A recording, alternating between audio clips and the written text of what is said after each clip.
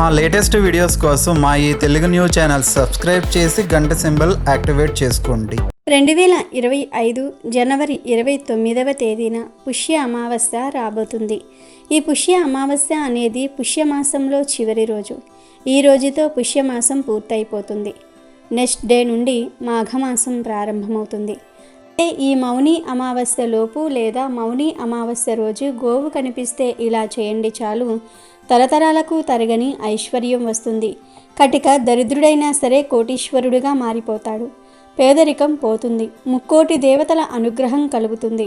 ఈ అమావాస్య చాలా శక్తివంతమైనది, చాలా విశేషమైనది. లక్ష్మీదేవికి మరియు శనిదేవుడికి ఎంతో ఇష్టమైన రోజు. రోజు మీకు గోవు కనిపిస్తే చక్కగా ఈ చిన్న పని చేయండి చాలు, కష్టాలన్నీ కూడా పోతాయి, కుబేరులుగా మారిపోతారు. సమస్యలన్నీ కూడా పోతాయి, ధన ద్వారాలు తెరుచుకుని వద్దన్న ధనం వస్తుంది. మరి ఇంతకీ ఈ అమావాస్య రోజు గోవు కనిపిస్తే ఏం చేయాలి అనే విషయాన్ని ఇప్పుడు మనం ఈ వీడియోలో వివరంగా తెలుసుకుందాము. అంతకన్నా ముందు గోవు గురించి ఒక పవిత్ర కథను విందాం. రఘువంశపు రాజైన దిలీపునికి చాలా కాలం వరకు సంతానం కలుగలేదు. అప్పుడు దిలీపుడు తన అర్ధాంగి అయిన సుదక్షిణాదేవితో సహా సద్గురు దర్శనం కోసం వశిష్ఠ మహర్షి ఆశ్రమానికి వెళ్ళాడు. తనకు గల చింతను వశిష్ఠ మహర్షి వ్యక్తపరిచాడు దిలీపుడు. ఒక నిమిషము ధ్యానము చేసి వశిష్ఠుల వారు ఇలా అన్నారు: నాయన, నీవు ఒకసారి దేవేంద్రలోకం వెళ్ళి తిరిగి వస్తున్నప్పుడు కల్పవృక్ష ఛాయలో ఉన్న కామధేనువును గమనించలేదు. గోవు కనబడగానే నమస్కరించి ప్రదక్షిణము చేయాలి. ఇక కామధేనువు మాట వేరే చెప్పాలా? సర్వధర్మాలు తెలిసిన నీవు అప్పుడు ఋతుస్నాత అయిన నీ భార్య దగ్గర ఉండాలన్న ధర్మము పాటించే తొందరలో వేగముగా నీ మందిరము చేరదామని వస్తూ ఉన్నావు. ఆ కారణముగా నీవు ఆ కామధేనువును గమనించకే వచ్చేశావు. నీచే పూజ్య వ్యతికరము జరిగినది. పూజ్యులను గుర్తింపకపోవుట శ్రేయస్సుకు భంగకరము. అప్పుడు నిన్ను చూసిన కామధేనువు, రాజా, నన్ను పూజించకనే తొందరలో ఉండి వెళ్ళిపోతూ ఉన్నావు. నా సంతానమును సేవిస్తే గాని నీకు సంతానం కలగదు అని చెప్పినది. కానీ రథవేగము వలన వాయుధ్వని కారణంగా నీకు గాని నీ సారథికి గాని ఆ కామధేనువు చెప్పిన మాటలు వినబడలేదు. ఆయన తెలిసి చేసినా తెలియక చేసిన కర్మఫలం అనుభవించక తప్పదు. చేసిన తప్పును సరిదిద్దుకుని ప్రగతి పదంలో నడిచేవాడు ఉత్తముడు. కావున నీవు గోసేవ చేసి శ్రేయస్సును పొందు. వరుణుడి యజ్ఞంలో పాలు, నెయ్యి, ధనధాన్యాలు సమకూర్చుటకై కామధేనువు పాతాళలోకానికి వెళ్ళినది. ఆ గోమాత తిరిగి వచ్చేంతవరకు ఆమె సంతానమైన ఈ నందినీధేనువును సేవించి తరించు అని వశిష్ఠ మహర్షి దిలీప మహారాజుకు తెలిపాడు. ఆ వశిష్ఠుల వారు హితవు చెప్తూ ఉండగానే ఆ నందినీధేనువు రానే వచ్చింది. దిలీపుడు మరియు పరమ సాధ్వి అయిన సుదక్షిణాదేవి వెంటనే ఆ నందినీదేవుణ్ణి సేవించుట ప్రారంభించారు. ఆ రాజదంపతులు నందినీదేవుణ్ణి నీడలాగా అనుసరించి సేవించారు.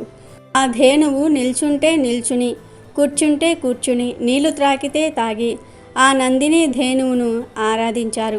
ఇలా 21 దినములు ఆ రాజు దంపతులు ధేను వ్రతమును పరమభక్తితో చేశారు. వారి సేవకు సంతోషించిన నందిని ధేనువు వారి భక్తిని పరీక్షిద్దామని హిమాలయములలో ఒక గంభీర బిలంలోనికి ప్రవేశించింది. త్రుటిలో ఒక సింహం ఆ హోమ ధేనువు మీద పడబోయింది. వెంటనే రాజు ఆ ధేనువును కాపాడడానికి ధనుర్బాణాలు తీయబోయాడు. కానీ ఆశ్చర్యము, చిత్రపటంలో వీరునిలాగా ఉండిపోయాడు. ఆ సింహము మాయ వలన స్థానువుగా ఉండిపోయాడు.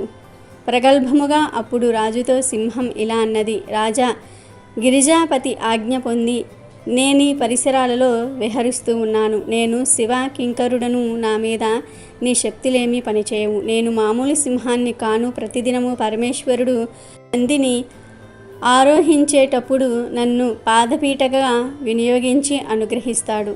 నేను నికుంభ మిత్రుడనైన కుంభోదరుడను. పార్వతీదేవికి పుత్రప్రాయమైన ఈ దేవదారు వృక్షాన్ని కాపాడడానికి పరమశివుడు నన్నిక్కడ నియమించాడు. ఈ ప్రాంతాలకు వచ్చే ఏ మృగాన్నైనా భక్షించే అధికారం నాకు ఉన్నది అని చెప్పింది. నా పరాక్రమం, బహుబలం వృధా అవుతున్నవే. ఈ నందిని ధేనువును కాపాడలేకపోతున్నానే అని అనుకుంటున్న రాజు, నేను కుంభోదరుడను, శివకింకరుడను అన్న మాటలు వినగానే కొంచెం కుదుటపడ్డాడు. భగవత్ ముందు మానవ శక్తి అత్యల్పమే కదా అని అనుకున్నాడు. అప్పుడు రాజు ఆ కుంభోదరునితో ఇలా అన్నాడు: ఓ దివ్య సింహమా, సృష్టి స్థితి లయకారకుడైన ఆ పరమేశ్వరుడు నీకు వలె నాకు కూడా పరమ పూజ్యుడు. కానీ హోమధేనువైన ఈ నందినిని కాపాడటము ధర్మమే కదా. మన ఇద్దరికీ శ్రేయోదాయకమైనది చెప్తాను. నా ఈ శరీరాన్ని ఆహారముగా స్వీకరించి నా గురుధనమైన నందిని ధేనువును విడిచిపెట్టు అని అన్నాడు. ఇది వినగానే సింహం నవ్వి, ఓ రాజా, నువ్వు చాలా మూఢిని వలె ఉన్నావు. నీవు ఈ భూమండలానికి ఏకఛత్రాధిపతివి, యవ్వనములో ఉన్న మన్మథాకారుడవు. ఒక గోవు కోసం అన్నీ వదులుకుంటావా? అల్ప కారణానికి అధిక మూల్యం ఎందుకు చెల్లిస్తావు? ఈ ఆవు కాకపోతే ఇలాంటివి 1,000,000 మీ గురువు గారికి ఇవ్వవచ్చు. నీ పాలనలో సుఖంగా ఉండే కోట్లాది ప్రజలను అనాథలను చేసి ఈ గోవు కోసం శరీర త్యాగం చేస్తావా? నీకు అపకీర్తి రాదు, గురుద్రోహం అంటదు అని సింహం అంది దిలీపుణ్ణి ప్రలోభ పెడతామని. అది విని ధర్మాత్ముడైన దిలీపుడు ఆపద నుండి రక్షించేవాడే క్షత్రియుడు. అట్లు చేయనివాడు రాజు ఎట్లా అవుతాడు? అదీ కాక ఎదురుగా హింస జరుగుతున్నా కాపాడకుండా చూస్తున్న ప్రాణాలు ఎందుకు? ఓ శివకింకరుడా, నీవు దేవతామూర్తివి. నా శరీరము స్వీకరించి ఈ ధేనువుని విడిచి నా ప్రార్థన మన్నించు అని అన్నాడు. ఎట్లాగో చివరికి ఒప్పుకున్నది సింహం. స్థానువుగా ఉన్న రాజు మామూలుగా కదలగలిగాడు.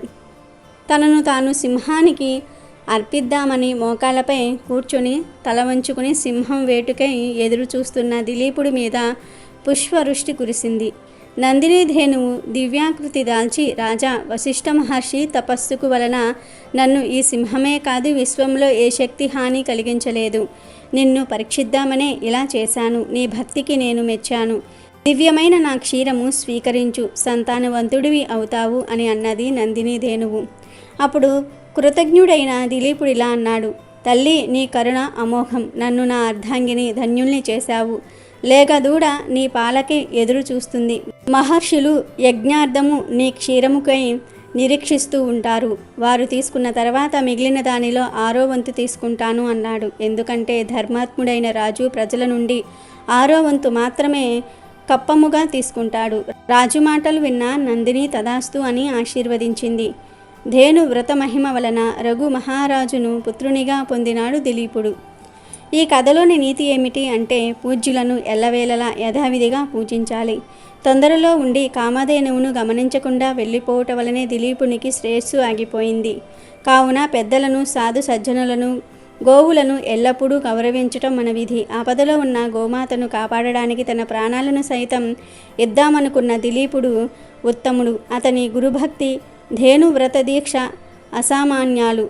దూడ త్రాగిన తర్వాత, మహర్షులు తీసుకున్న తర్వాత పాలు తీసుకుంటాను అని అన్నప్పుడు దిలీపుని మహోన్నత వ్యక్తిత్వం మనకు తెలిసినది.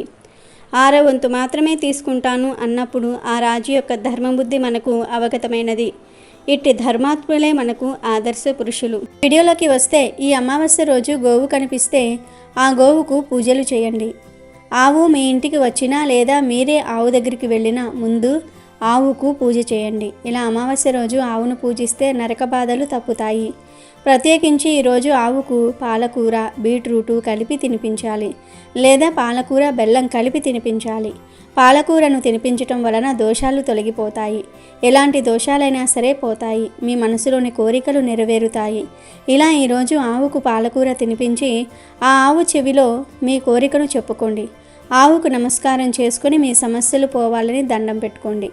పాలకూర కట్ట, 2 కట్టలు, 5 కట్టలు, 10 కట్టలు, ఇలా మీ స్తోమతను బట్టి ఎంత అయినా సరే తినిపించవచ్చు.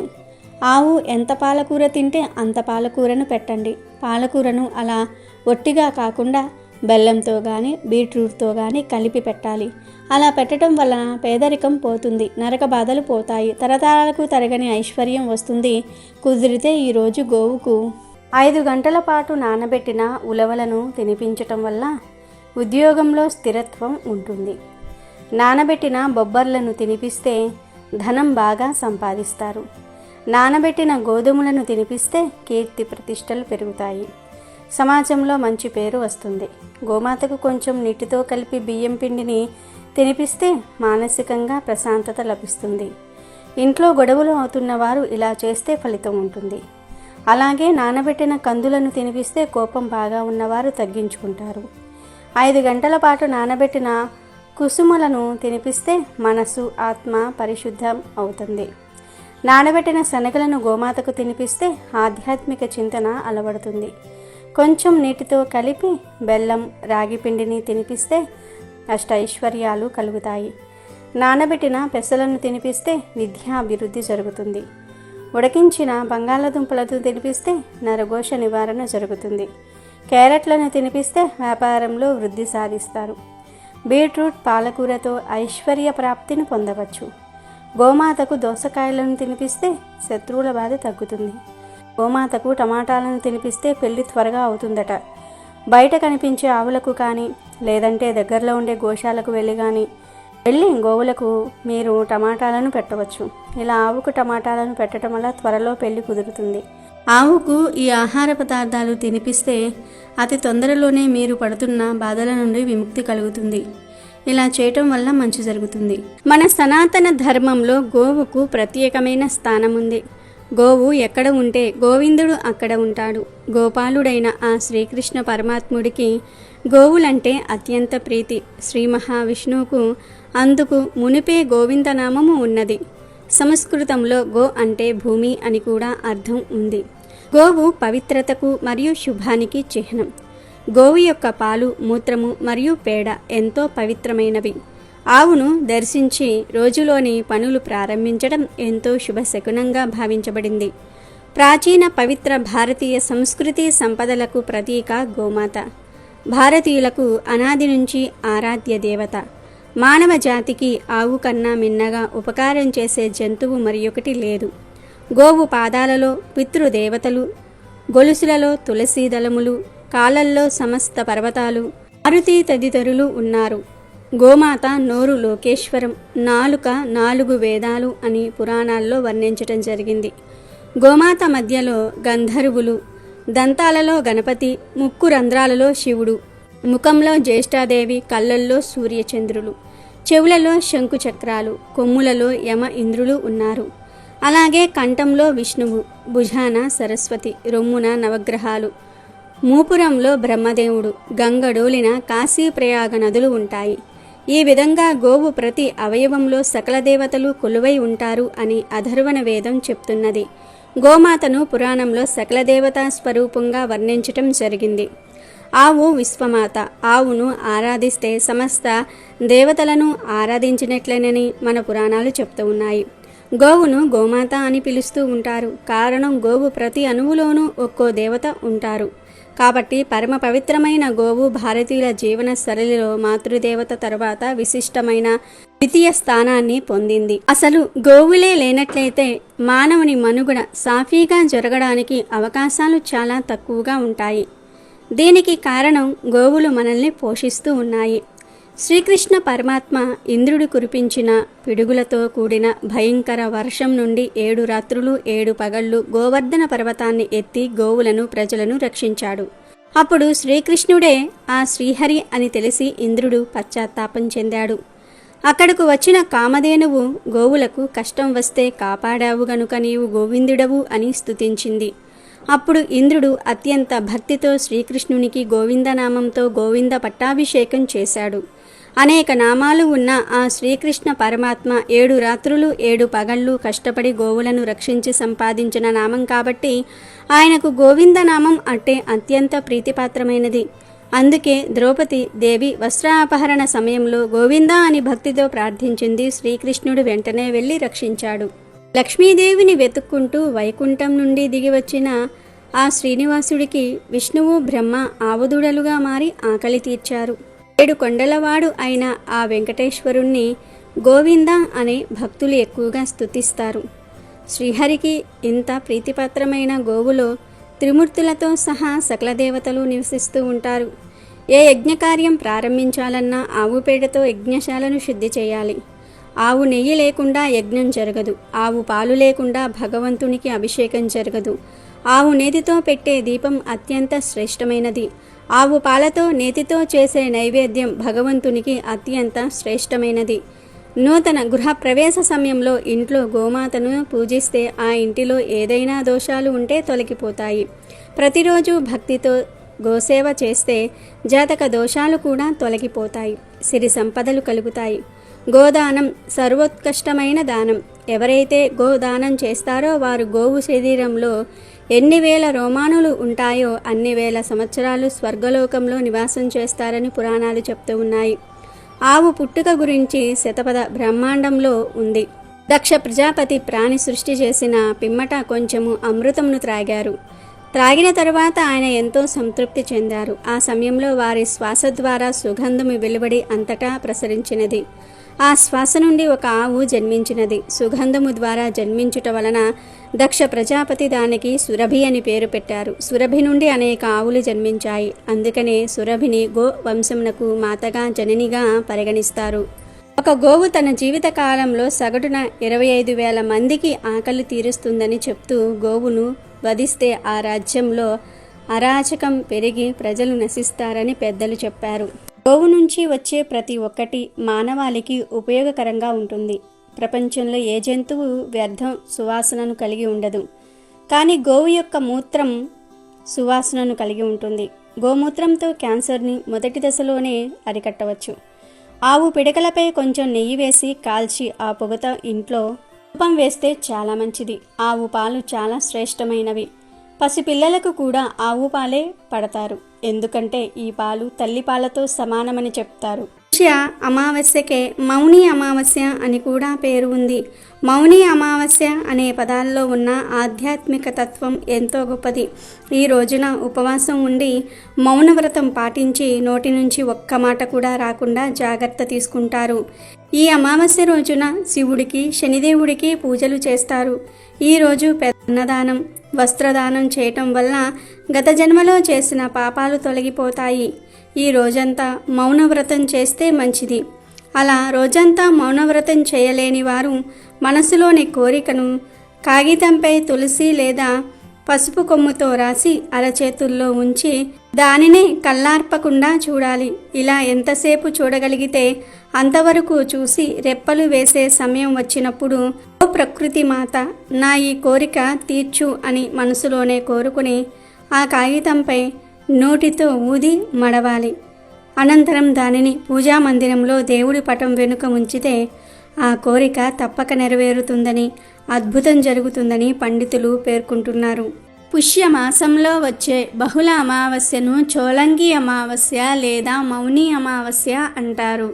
అమావాస్య చాలా శక్తివంతమైన విశేషమైన రోజు. మనకు విష్ణు సహస్రనామాల్లో ఉండే ఒక నామాన్ని నిరూపించడానికి విష్ణుమూర్తి భూమి మీద వైద్య వీర రాఘవస్వామి అనే రూపంతో అవతరించిన అద్భుతమైన దినం ఇది. ఈ రోజుకు రోగహరణ శక్తి ఉంది. ఎవరినైనా సరే దీర్ఘకాల రోగాలు ఏడిపిస్తూ ఉంటే ఆ రోజు ఆ వీర రాఘవస్వామిని 3 పనులతో ఆరాధించగలిగితే ఆ రోగాలన్నీ కూడా మాయమైపోతాయి. ఈ అమావాస్యకు అంతటి శక్తి ఉంది. మరి పుష్య అమావాస్యకు ఆచరించవలసిన ఆ 3 పద్ధతులు ఏమిటి అనే విషయాలను తెలుసుకుందాం. మొట్టమొదట ఈరోజు స్వామివారిని ఆరాధించడానికి 3 మార్గాలు ఉన్నాయి. అవి చేసే ముందు వైద్య వీర రాఘవస్వామి వారి ఫోటో తెచ్చుకోవాలి. అలా చేశాక ఇప్పుడు మనం చెప్పుకోబోయే విధంగా ఆరాధించుకోవాలి. మొట్టమొదట ఒక ప్రత్యేకమైన దీపం వెలిగించుకోవాలి. ఆ దీపం ఎలా వెలిగించుకోవాలంటే పంచదారను పొడిలాగా చేసి బియ్యపిండిలో కలిపి చిటికెడు యాలకుల పొడి కూడా కలిపి ఈ పిండినంతా కూడా ఒక పళ్ళెంలో వేసి మధ్యలో చిన్న గుంటలాగా చేసి అందులో ఆవు నెయ్యి వేసి ప్రమిదలాగా చేసి అప్పుడు దీపం వెలిగించండి. ఆ తర్వాత ఇంట్లో ఎవరికైనా దీర్ఘకాలిక వ్యాధులు ఉంటే వాళ్లకు వెండితో ఒక చిన్న కడియం చేయించండి. అంటే వెండి తీగతో ఒక కడియం చేయించుకోవాలి. స్వామివారి ముందు కూర్చుని సంకల్పించి, స్వామి నీ దయవల్ల గనుక ఈ వ్యాధి తగ్గి మాకు తిరిగి ఆరోగ్యం బాగుంటే తిరువల్లూరు వచ్చి నీ దర్శనం చేసుకుంటాం. ఈ వెండి కడియాన్ని అక్కడ హుండీలో వేస్తాము అని సంకల్పించుకొని అప్పుడు స్వామికి పూజ చేయండి.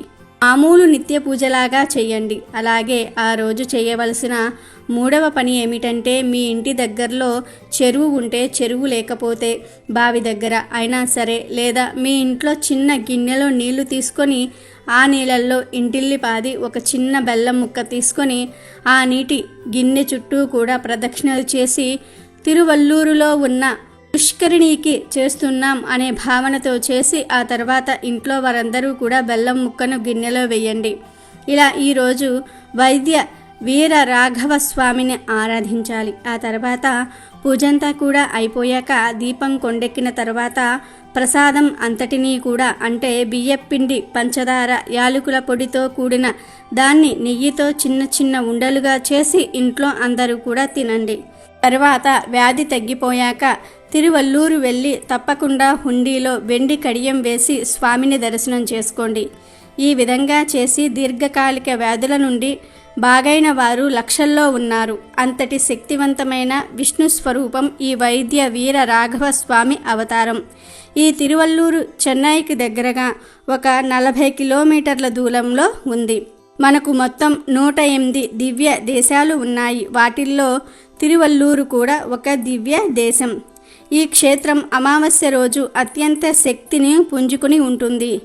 ఈరోజు ఇక్కడికి వేల మంది జనాలు వస్తారు. చోలంగి అమావాస్య రోజు ఈ క్షేత్రం పరిపూర్ణమైన శక్తిని పొందుతుంది. అక్కడకు వెళ్ళి దర్శనం చేసుకుంటే ఎలాంటి రోగాలైనా మాయమవుతాయి. ఇక్కడ హృత్పాపనాశిని అనే ఒక పుష్కరిణి ఉంది. ఈ పుష్కరిణిలో ఒక బెల్లం ముక్క వేసి స్వామికి నమస్కారం చేసుకుంటారు. ఈ పుష్కరిణి ఎప్పటి నుండో ఉన్న దివ్య పుష్కరిణి. పరమేశ్వరుడు వీరభద్రుని స్వరూపంలో వచ్చి స్నానం చేసిన అపురూపమైన సరస్సు ఇది.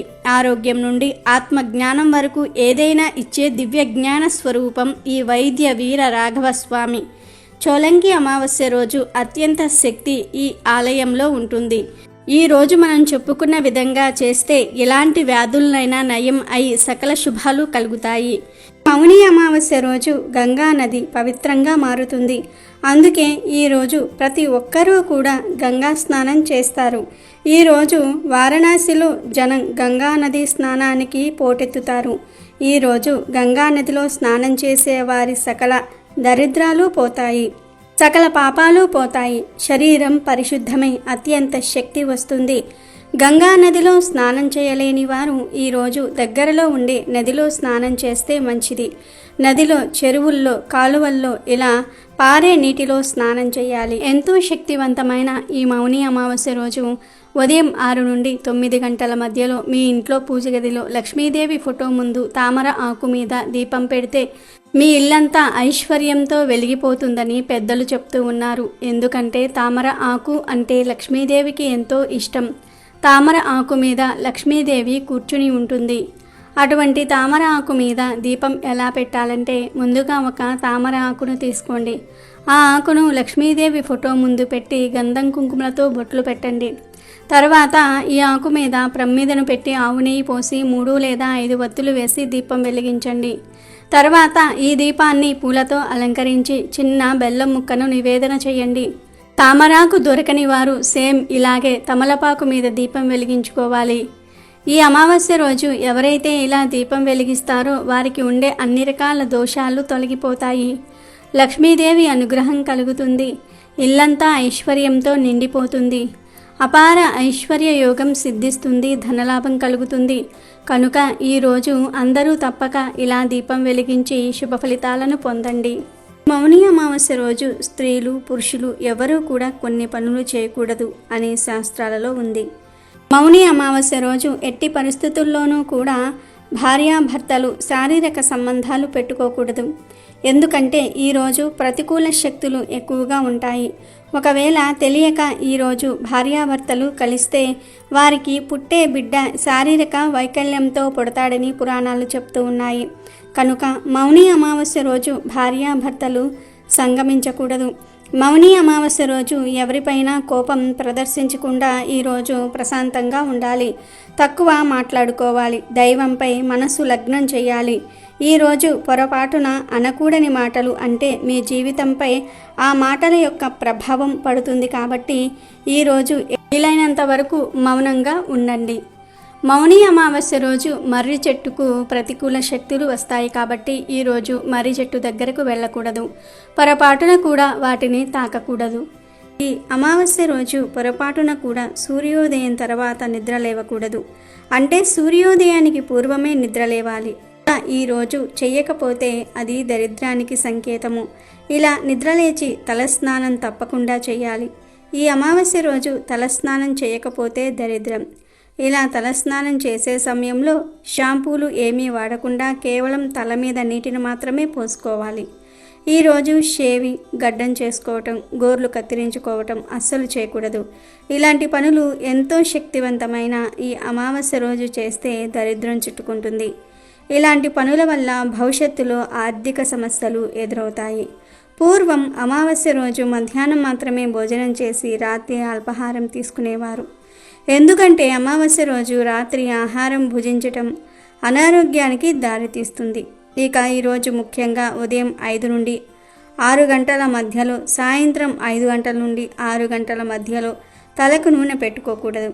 ఈ అమావాస్య రోజు ఇలా చేస్తే దరిద్రం పడుతుంది. అదేవిధంగా ఈ అమావాస్య రోజు పొరపాటున కూడా మధ్యాహ్నం నిద్రించకూడదు. దరిద్ర దేవతను ఆహ్వానించినట్లు అవుతుంది అని శాస్త్రాలు చెప్తూ ఉన్నాయి. ఈ అమావాస్య రోజు ఒక 5 వస్తువులను దానం చేస్తే 1,000,000 జన్మల పుణ్యం వస్తుందని శాస్త్రాలలో ఉంది. ఆ 5 వస్తువులు ఏమిటో తెలుసుకుందాం. మొదటిగా మౌని అమావాస్య నాడు స్నానం చేసి ఆ తర్వాత ధాన్యాన్ని అంటే బియ్యాన్ని బ్రాహ్మణుడికి కానీ లేదా పేదవారికి కానీ దానం చేయాలి.